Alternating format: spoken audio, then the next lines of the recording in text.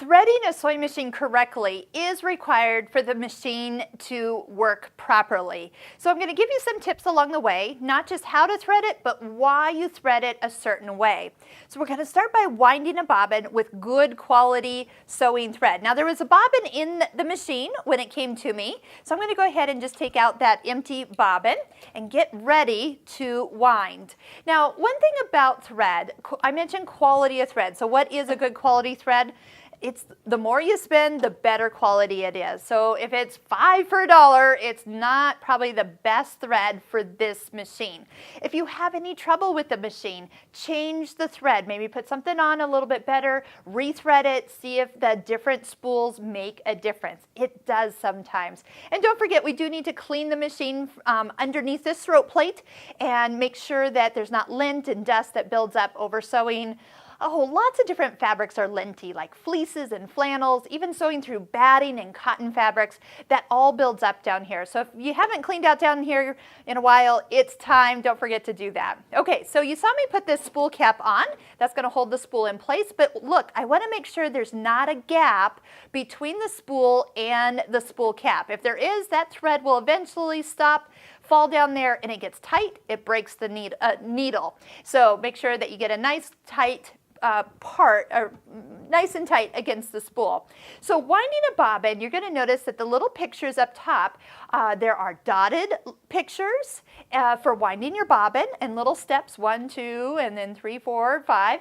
And then there are steps that are in blue that will guide us for threading the machine. So everybody is going to start by going through the first guide in front of the spool. So that should always pull nice and evenly off the spool, no restrictions whatsoever. Next, what you want to do is we're going to come over to what is called the Pretensioner for winding a bobbin. See how I can get my thumb underneath there and you hear a little click or snap? We need to make sure that the thread snaps or clicks under that little silver button.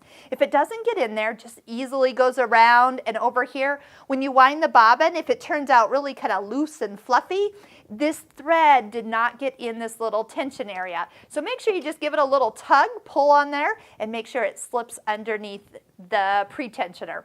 Next, take your thread and from the inside to out in one of these holes, take the thread so then the thread can come straight up. And that's exactly what this diagram is showing you. When you slide the bobbin over to the bobbin stopper, hold the thread just straight up with your fingers and step on the foot control. It will start to spin, and if you hold on nice and tight, this will eventually break off.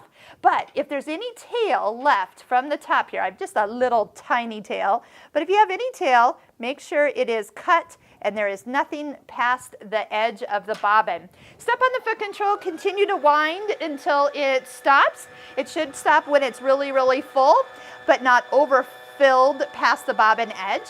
If it doesn't fill all the way, like it stops like here, this little stopper can be adjusted to just let a little bit more thread onto the bobbin. See how it's kind of going up and down? It will just kind of keep doing it. If it doesn't feel totally even, that's okay. But like I said, once you kind of get towards the edge, it will kind of start to slow down and stop for us. So keep going. See how it's slowing down? It's actually a really nice fill there. That's good enough for me. Go ahead and slide the bobbin back. Cut your thread. Now watch this. See how the thread is wound on and the thread's kind of coming off the left side of the bobbin. If you lift it straight up and drop it straight into the bobbin area, you will notice that will match the little picture that is actually on the bobbin case door.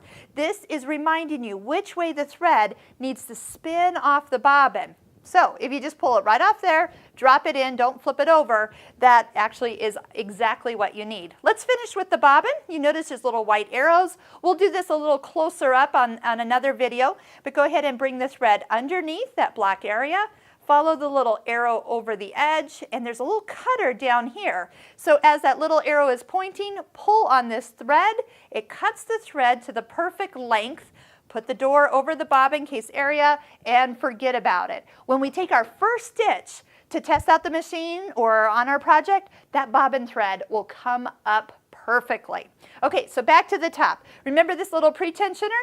The only time we use it is when we wind a bobbin. So now we're going to follow the blue lines and blue numbers as we go. Watch what I'm doing. I'm coming underneath this little area next, but I'm going to hold onto this thread while I come down this tension area. Right here where 3 is, you want to make sure your thread goes all the way down deep in there.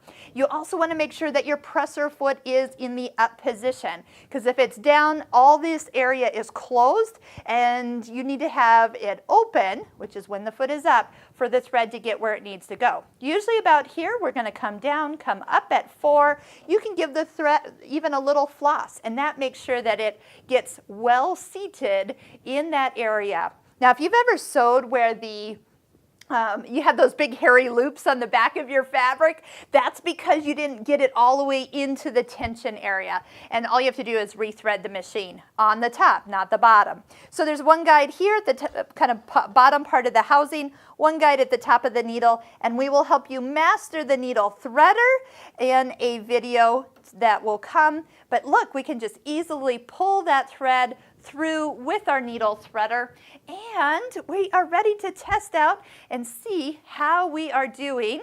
Did we thread this machine correctly? Lower down the presser foot, just go ahead and stitch. Did you notice I folded that piece of fabric? So anytime you're testing something, make sure you're sewing on 2 layers of fabric. You're going to get a better result. And oh, there she is, nice and smooth. And look, when we stop, the needle will either stop down in the fabric or stop up. I want it to stop up from here on out, so I'll just push the button for the needle up. Once the needle's at the highest position, try to avoid really turning this handle much. I'm going to show you that with electronic sewing machine, it will finish the stitch. The needle's at the perfect position. The take-up lever is at the highest position. You can easily just take the fabric, lift up the foot, take the fabric out, and cut the thread. This little cutter on the side of the machine, you can go from front to back or back to front. And when you start to sew again, watch, I'm not holding these threads when I start to sew, as long as I start with fabric under the needle. And so super easy, oh, really good if you want to use the reverse button for some locking stitches. Needle stops up or down depending on how you've got the machine set. Lift up the presser foot, and let's take a look at a perfect stitch. You want to see the same stitch on the front as you do on the back. Then you know you have threaded the machine correctly.